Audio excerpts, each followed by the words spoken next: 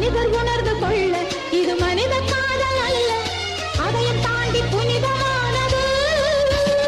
அபிராமியே தாலாட்டும் சாமியே நான் தானே தெரியுமா?